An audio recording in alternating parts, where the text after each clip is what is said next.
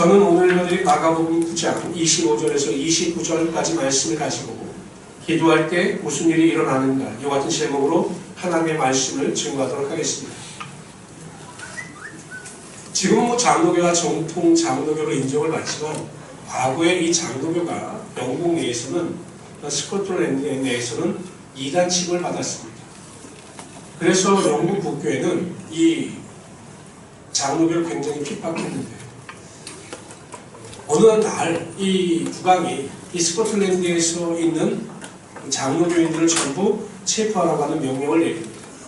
그래서 이 장로교인들이 부랴부랴 이제 도피 생활을 하죠. 그래서 산속 깊이 들어가게 되는데 마땅히 피할 곳이 없게 되자 한 동굴을 발견하게 됩니다. 이 동굴의 입구는 굉장히 좁았는데 그러다 보니까 이 동굴의 안쪽은 굉장히 넓어서 이 장로교인들이 도피하기는 안성맞춤이었습니다.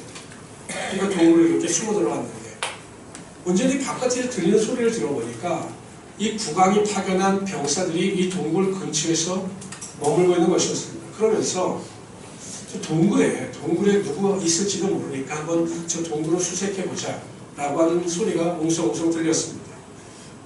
그때 그 동굴 안에 있던 성도들은 자신들이 할 수 있는 일은 기도밖에 없음을 깨닫고 하나님 앞에 자신들의 생명을 구원해달라고 간절히 기도하기 시작했습니다. 그랬더니 놀라운 일이 벌어집니다. 갑자기 어디에선가 거미들이 나타나서 그 동굴 입구를 거미줄로 막 치기 시작하는 것입니다. 그러니까 순식간에 그 동굴 입구가 거미줄로 채워지게 되었습니다. 그러니 여러분 그 수색을 하는 사람들이 보기엔 그 동굴 입구에 이렇게 거미줄이 쳐 있으니까 사람이 들어갈 리가 없다. 여기 사람이 들어갔을 리가 없다라고 대장에게 보고를 하고 대장도 그 보고를 듣고 나서 와서 보니까 사람이 들어갔으면 거미줄도 없고 다 깨끗해야 되는데 거미줄이 쳐진 걸로 봐서는 사람이 있을 리가 없다라고 해서 수색을 멈춥니다. 그리고 다른 곳으로 떠나죠. 얼마 뒤에 이 동굴에 있던 장로교인들은 하나님 앞에 자신들의 기도를 들어주시고 자신들의 생명을 구원해 주신 것에 대하여 간절히 감사했습니다. 우리가 기도하지 않을 때 하나님은 침묵하시고 우리가 기도하지 않으면 하나님도 침묵하십니다. 그러나 우리가 기도를 시작하고 하나님께 간절히 구할 때 하나님께서는 하늘의 문을 여시고 하나님의 은혜와 능력이 저와 여러분의 삶 가운데 반드시 임하게 하여 주신 것입니다. 그래서 여러분 우리가 간절히 기도하면 불가능을 가능케 하시는 하나님의 권세와 능력이 저와 여러분의 삶 가운데 분명히 임하게 하여 주십니다. 그래서 평범한 삶이 비범한 삶으로 변하게 하여 주시고 슬픔을 당한 자에게 위로를 주시며 낙심한 자에게 하나님의 소망과 하나님의 꿈이 반드시 임하게 되는 것입니다. 그래서 저는 오늘 이 시간 그들 과연 우리가 기도할 때 어떤 일이 일어나는가 성경이 말씀하신 그 기도할 때 어떤 일이 일어나는가에 대해 살펴보며 함께 은혜를 나누고자 합니다. 첫 번째로 기도할 때 하나님의 병고침의 역사가 나타납니다. 오늘 본문에 보면 귀신 들린 아이의 아버지는 그 아들의 병을 고침받기 위하여 백방으로 노력을 했습니다. 그러다 헛수고가 되니까 결국 예수님 앞에 자신의 아들을 데리고 나오죠. 나와왔는데 예수님께서 계시지 않는 거예요. 왜냐하면 예수님께서 베드로와 야고보와 요한을 데리고 산으로 올라가셨기 때문이죠. 제자들이 열심히 그 병을 고치려고 했지만 제자들은 그 아이의 병을 고칠 수가 없었습니다. 마침 예수님께서 내려오셔서 그 아들에게 있는 병을 고치셨습니다.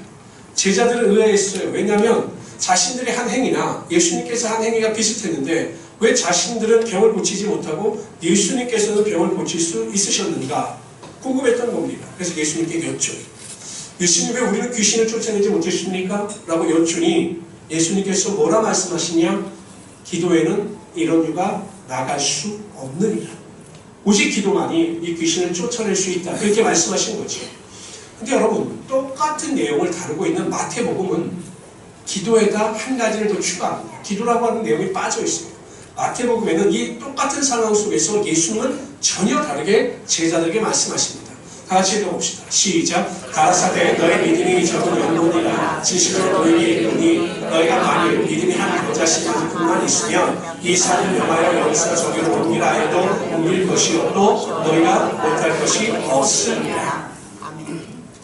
결국 뭡니까? 마태복음과 마가복음을 종합해 보면 제자들이 기도를 하긴 했으나 믿음의 기도를 한 것이 아니라 형식적인 기도를 했기 때문에 예수님의 능력을 체험하지 못했던 것입니다. 결국 예수님은 믿음을 동반한 기도를 강조하신 것입니다. 즉 믿음을 가지고 기도할 때 귀신이 쫓겨나고 병이 치유되는 하나님의 기적의 역사는 나타나게 되는 것이죠. 저는 우리 모든 성도님들이 이 시대에도 여러분의 병을 위해서, 병 고침을 위해서 기도할 때 하나님께서 반드시 여러분의 병을 고쳐주심을 믿고 기도할 수 있는 우리 성도들이 되시기를 주님의 이름으로 축원합니다. 예수님 당시에만 신의 능력이 나타나는 것이 아니에요. 지금도 우리가 기도할 때 예수님 우리의 병을 고쳐주시고 간건케 하시며 머리부터 발끝까지 깨끗하게 하여 주시는 것입니다. 걸어가도 곤비치 않고 뛰어가도 피곤치 않은 육신의 간건함을 반드시 허락하여 주셨다. 그런데 여러분 중요한 게 있습니다. 저는 이 시대에는요, 이 마음의 병을 고침받기 위해서 성도들이 간절히 기도해야 합니다. 요 근래에 와서 의학기술이 발달해서 웬만한 병 다 고쳐요. 암도 초기에만 발견하면 생존율이 90% 이상이 된다고 하니까 의학기술이 굉장히 발달하는 거죠. 그런데 육체의 질병의 발달과는 반대로 오히려 마음의 병으로 인하여 고통당하는 사람들이 많이 있습니다. 우울증 환자의 수가 점점 늘어나죠. 우울증은 약으로 치유할 수 있다고 하지만 또 상담으로 치유할 수 있다고 하지만 한계가 있습니다. 사람들이 우울증에 빠져 삽니다. 분노사회 아닙니까? 슬픔에 빠진 사람도 있고 또 미움과 증오에 빠진 사람들도 있고 스트레스로 인해서 여러 가지 관계의 악화로 인해서 이 마음의 병에 걸린 사람들이 정말로 많이 있습니다. 물질의 풍요가 중요한 것이 아니라 육체의 질병이 중요한 것이 아니라 오히려 이 마음의 병이 삶을 더 피폐하게 만드는 것이죠.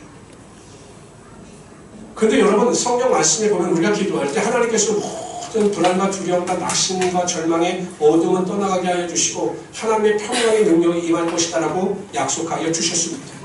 빌립보서 4장 6절 7절에 보면 아무것도 염려하지 말고 오직 모든 일에 기도와 간구로 너희 구할 것을 감사함으로 하나님께 하라. 그리하면 모든 지각에 뛰어나신 하나님의 평강이 그리스도 예수 안에서 너희 마음과 생각을 지킬 것이다 라고 분명히 말씀하여 주셨습니다. 왜 불안하십니까? 왜 절망하십니까? 기도하지 않기 때문에 그런 것입니다. 아무리 지륵 같은 어둠이라 할지라도 전등의 불을 원하는 순간 그 빛이 어둠을 물리치듯이 여러분 안에 있는 모든 낙심과 절망과 슬픔이 기도하는 순간 하나님의 평강의 능력으로 반드시 변하게 되는 것입니다. 아멘. 그래서 하나님께서 여러분의 삶에 절대 평강의 능력을 허락하여 주시는 거죠. 아멘. 우리 모든 성도님들은 입술로 힘들다, 어렵다, 불안하다, 슬프다 이런 말 하지 마시고 그럴수록 하나님 앞에 더 겸손히 무릎을 꿇으심으로 하나님의 절대 평강을 누리며 살아가시는 우리 귀한 성도들이 되시기를 주님으로 축원합니다. 아멘. 두 번째, 기도할 때 성령 충만의 능력이 나타납니다. 오순절날 마가의 다락방에 110명의 사람들이 모였습니다. 성령의 능력이 임합니다. 불같이 갈라지는 성령의 능력이 110명의 사도들에게 임하게 되자 그들은 권능을 받습니다. 담대함을 가지고 복음을 증거합니다. 방언으로 말하기를 시작합니다. 사람들에게 복음을 증거할 때 3,000명, 5,000명이 회개하는 역사가 나타났습니다.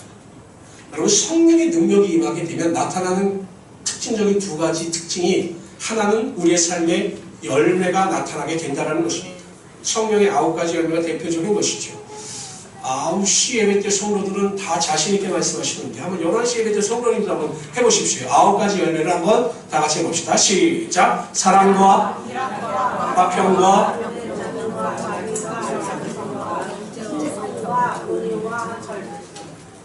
항상 처음은 크게 시작하나? 사랑이나 화평 오래 참은 자비 양성 충성 온유 절제입니다. 그러니까 이게 내적인 인격의 성숙함이 성령의 충만함을 통해서 나타납니다. 또 한 가지는 하나님의 일을 감당하고 세상을 이기며 살아갈 수 있는 하나님의 은사, 능력이 성령 충만을 통해서 주어져요. 성령 충만하게 되면 그 은사와 능력을 통해서 이 세상을 담대히 이기며 살아갈 수 있게 되는 것입니다. 보통 고린도전서 12장 8절 이하에 보면 성령의 은사가 나옵니다. 다 같이 읽어봅시다. 시작! 어떤 사람에게는 성령과 말미암아 지혜의 말씀을, 어떤 사람에게는 같은 성령을 따라 지식의 말씀을, 다른 사람에게는 같은 성령으로 믿음을, 어떤 사람에게는 한 성령으로 배우지는 은사를, 어떤 사람에게는 능력행함을, 어떤 사람에게는 회원함을, 어떤 사람에게는 영도를 분별함을, 다른 사람에게는 각종 방언 말함을, 어떤 사람에게는 방언을 통역함을 주시나니 이 모든 일은 같은 한 성령의 은사 그의 뜻대로 각 사람들에게. 근데 제가 오늘 성령의 이 은사와 관련해서 여러분들에게 드리고 싶은 말씀은 이 믿음과 관련된 말씀입니다. 9절에 보면 다른 사람에게는 같은 성령으로 믿음을 주신다는 거예요. 여러분 오늘 잘 들으시길 바랍니다. 우리가 그 예수 그리스도의 복음을 믿어 구원을 얻습니다. 즉 예수님께서 우리의 죄를 담당하시어 십자가에 달려 돌아가시고 사흘 만에 부활하심으로 그 복음을 믿는 모든 자들에게는 구원을 선물로 주신다. 이것을 믿는 자들에게는 구원의 은혜를 베풀어 주시는 거예요. 근데 이 믿음은 다 똑같은 믿음이에요. 뭐 이게 구원을 얻는 믿음은 누구의 믿음이 더 뛰어나고 누구의 믿음이 더 낫다 이렇게 이야기를 할 수가 없는 거죠. 그러나 이 복음을 믿어 구원을 얻은 성도들의 삶에 나타난 믿음은 사람들마다 천차만별이라는 것이에요. 예를 들면 어떤 성도들은 문제를 만나면 낙심하고 침울해하고 불안해하고 절망하고 부정적인 말을 합니다. 습관처럼 이러한 성도들을 바라보면서 보통 사람들이 믿음이 연약하다라고 이야기를 하죠. 그래 똑같은 상황을 직면한다 할지라도 어떤 성도는 절대 불안해하거나 낙심하거나 원망하거나 불평하지 않습니다. 다른 사람을 탓하지 않습니다. 하나님께서 이루실 것을 믿고 믿음 안에서 기도하며 정말 여유롭게 모든 문제를 이기며 살아갑니다. 그러한 성도들을 볼 때는 성도들의 믿음이 참 훌륭하고 견고하다라고 이야기를 하죠. 이처럼 구원을 얻는 믿음은 모든 사람들이 동등하지만 구원을 얻은 이후에 어떤 문제나 환경에 맞서는 성도의 그 믿음의 차이는 천차만별이라는 것이에요. 그런데 성령 충만을 받게 되면 이 믿음을 은사와 같이 부어주셔서 어떤 상황 가운데 있다 할지라도 그 믿음을 가지고 넉넉히 이길 수 있도록 하나님의 능력이 반드시 임하게 된다는 것입니다. 그러니까 성령 충만하게 되면 은사가 주어지는데 이 믿음이 주어짐으로 말미암아 이 세상을 이기며 살아갈 수 있게 된다는 것이죠. 사도 바울이 빌립보 지역에서 복음을 증거하다가 그 귀신 들린 점치는 여종의 귀신을 쫓아내므로 말미암아 그 감옥에 갇히게 됩니다. 근데 여러분 생각해 보세요. 이방 땅에 와서 감옥에 갇혔으니 얼마나 힘이 들겠습니까? 그런데 이 사도 바울은 성령 충만을 받아서 믿음을 소유한 자라 그 감옥 안에서도 낙심하고 절망한 것이 아니라 하나님께서 이루실 것을 믿고 먼저 기도합니다. 믿음의 기도를 드려요. 그랬더니 하나님께서 그에게 기쁨을 주시고 찬양케 하십니다. 그래서 하나님을 크게 찬양할 때 지진이 일어나서 옥문이 열리고 발이 차인 창고가 풀어지는 기적이 나타났습니다. 더 큰 기적은 그 죄수들이 한 사람도 탈옥하지 않았다는 것입니다. 그 일로 인해서 간수와 그의 가정이 구원을 받고 빌립보 지역에 하나님의 놀라운 능력이 나타났습니다. 보세요. 우리에게 성령 충만의 능력이 주어질 때 세상에 감당치 못할 믿음이 여러분 삶 가운데 나타나게 되는 것이고 하나님께서 그 믿음대로 되는 역사가 여러분 삶 가운데 이루어지게 하여 주실 것입니다. 그래서 우리 모든 성도님들은 항상 성령 충만을 사모하는 마음을 가지고 기도하시고 구하는 자에게 부어주시는 성령의 능력을 통해서 하나님이 주시는 절대적인 능력 가운데 믿음 안에서 승리하며 살아가시는 우리 귀한 성도들이 되시기를 주님으로 축원합니다. 세 번째로 기도할 때 하나님께서 우리에게 신령한 지혜를 주십니다. 다 같이 한번 읽어봅시다. 야고보서 1장 5절입니다. 시작. 너희 중에 누구든지 지혜가 부족하거든 모든 사람에게 복 주시고 부짓지 아니하시는 하나님께 구하라. 네. 우리가 천국을 살아간다면 신령한 지혜가 필요 없어요. 근데 생각해 보세요. 우리가 살아가는 세상은 죄가 지배하는 세상입니다. 우리는 믿지 않는 악한 자들과 경쟁하면서 의식주의 문제를 해결해야 합니다. 그렇잖아요. 의식주의 문제도 없고 이 경쟁 사회에서 경쟁하면서 살아갈 필요가 없다면 자연인처럼 산에 들어가 산다면 신령한 지혜가 필요 없어요. 그럼 우리가 이 세상을 살아갈 때 하나님의 신령한 지혜가 필요합니다. 성경에 보면 이방 땅에서 눈에 띄게 큰 업적을 이룬 사람들이 있어요. 예를 들면 창세기에 나오는 요셉이라든지 다니엘서에 나오는 다니엘이죠.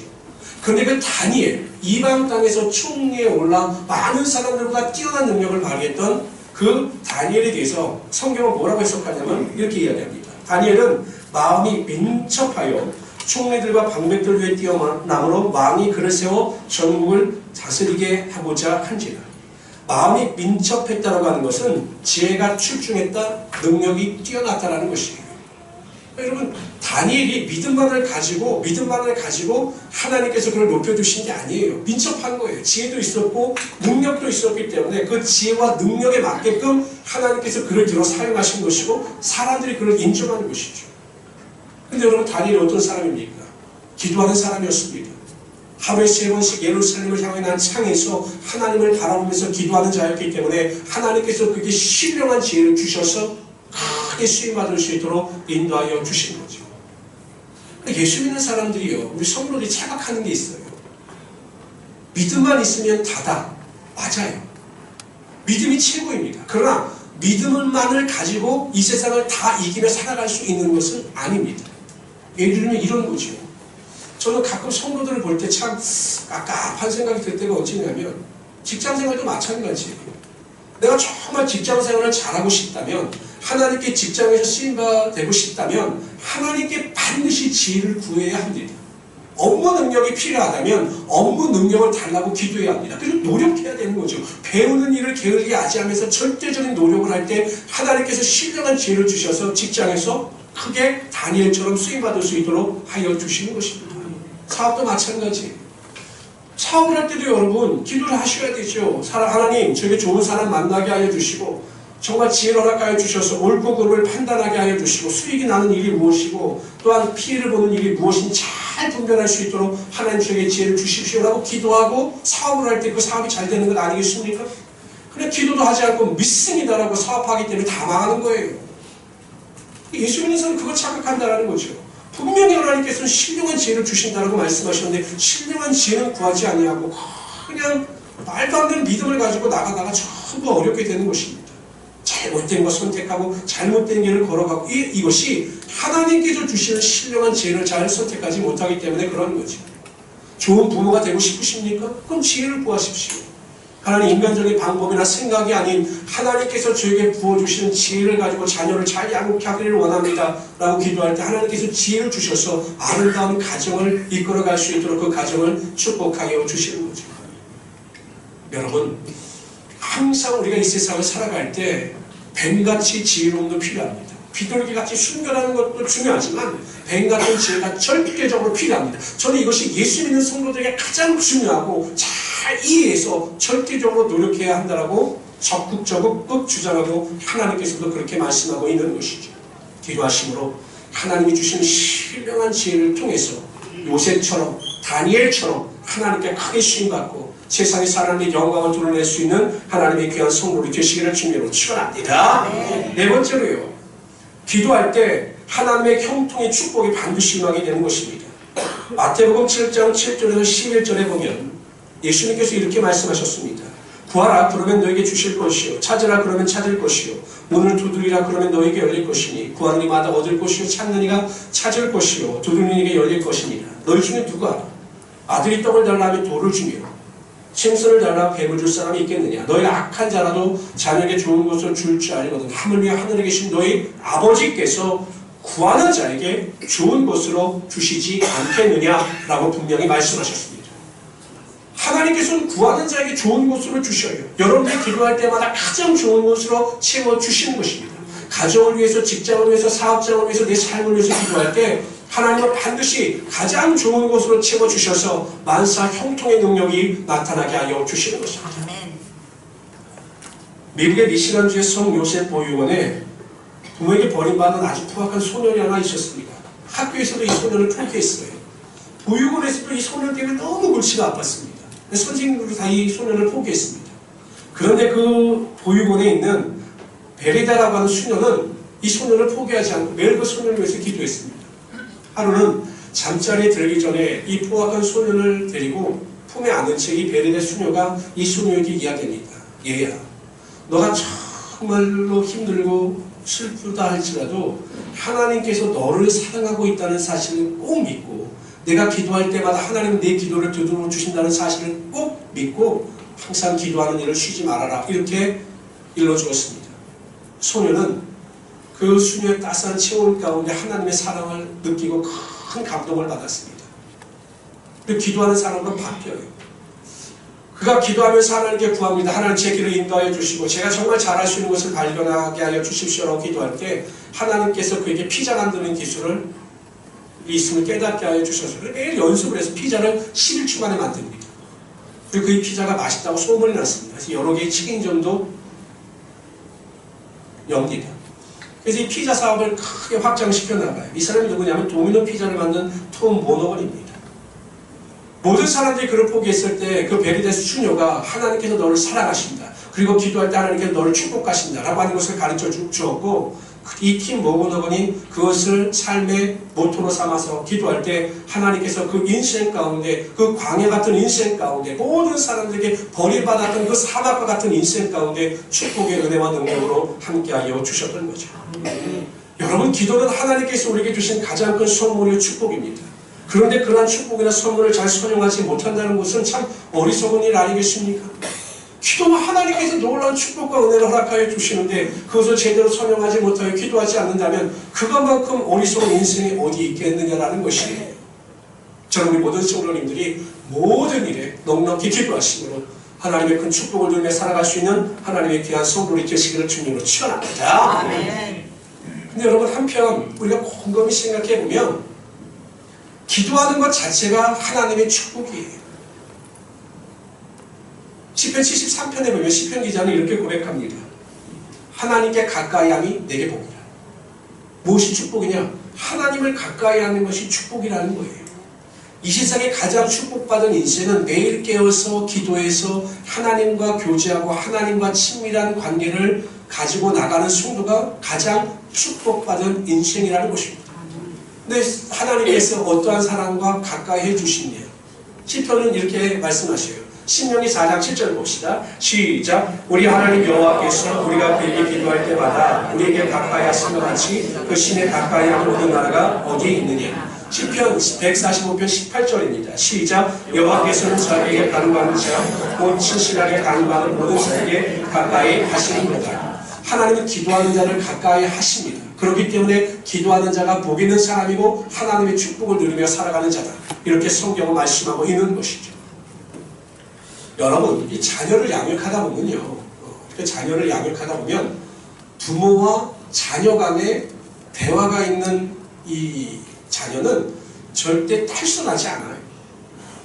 그렇게 부모하고 계속 대화를 나누고 부모가 인격적인 교제를 나누는 자녀들은 아무리 세상이 악해도요, 별 문제가 없습니다. 이 부모와 자녀 간의 대화가 단절되면 아이들이 탈선하는 거죠. 그럼 부부관계도 마찬가지 아닙니까? 어떤 부부들이 문제가 있느냐? 대화가 없는 부부들이 문제가 많아요. 대화를 하되 싸우듯이 대화하는 부부들이 문제가 많아요. 진솔한 대화를 나누고 일상적인 대화를 깊이 나누는 부부일수록 부부관계에 문제가 없다는 겁니다. 하나님과의 관계도 마찬가지죠. 하나님과 친밀한 교제를 나누면서 매일 기도하는 성도의 삶에는 문제가 없어요.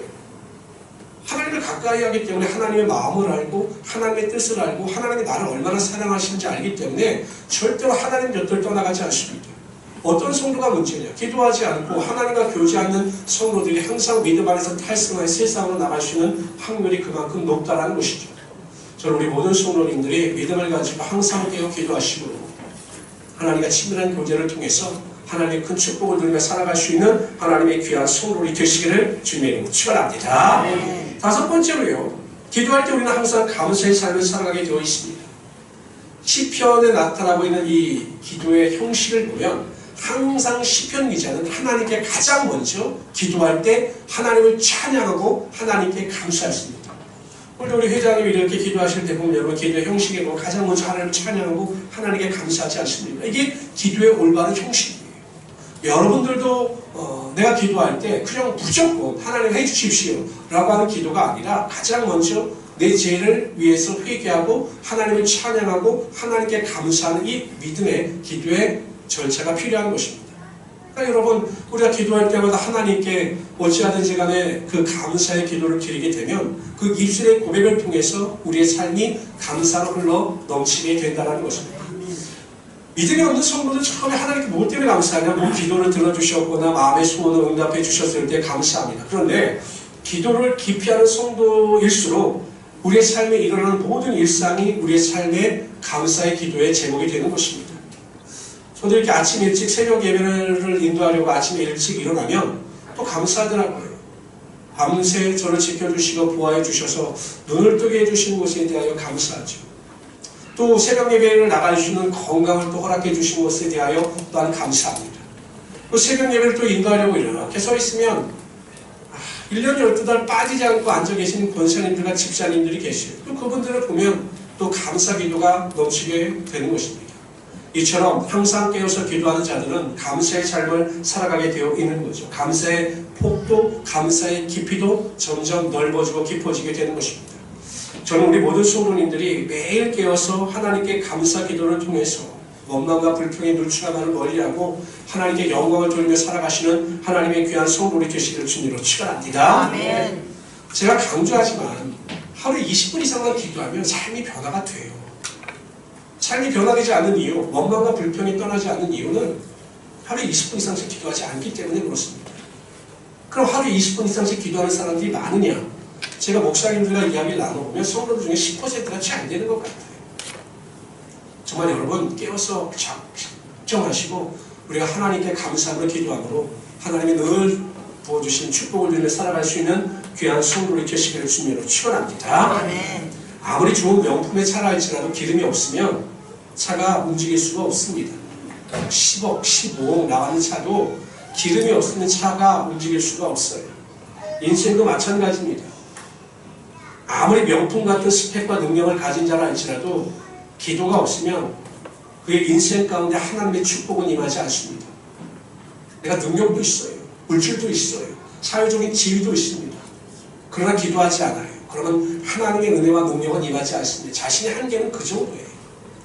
그러나 내게 여러 가지 스펙이나 능력이 부족하다 할지라도 하나님 앞에서 깨어서 기도하고 간구하면 하나님께서 그 스펙과 능력과 상관없는 명품 인생을 만들어 주심으로 하나님의 영광을 드러내게 하여 주신다는 것이죠.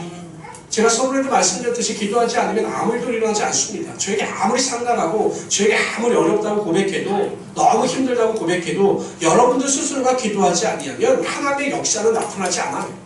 그러나 여러분들이 기도를 시작하는 순간 하나님께 모든 것을 맡기고 하나님을 의지하는 순간 하나님의 기적의 손길이 여러분 삶 가운데 반드시 나타나게 되는 것입니다. 아멘. 저는 그래서 우리 모든 성도들이 기도함으로 하나님의 놀라운 능력을 맛보며 살아가시는 귀한 자리 되시기를 주님으로 축원합니다. 아멘. 그럴 때 병고침의 역사는 나타납니다. 마음의 병이 취함받습니다.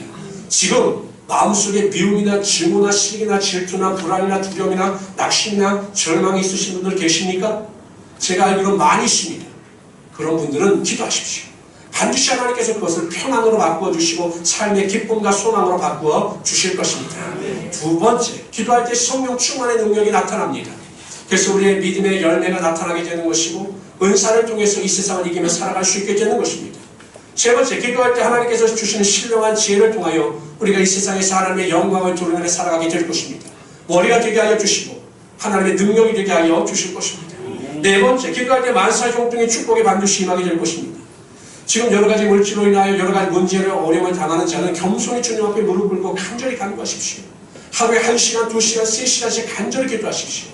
반드시 하나님의 신령한 축복이 여러분 삶 가운데 임하게 될 것이고 임할 것이고 위기가 변화의 축복이 되는 능력이 나타나게 될 것입니다. 네 번째, 기도하십시오. 그럴 때 원망과 불평이 떠나가게 되고 감사의 고백이 여러분 삶 가운데 흘러 넘치게 될 것입니다.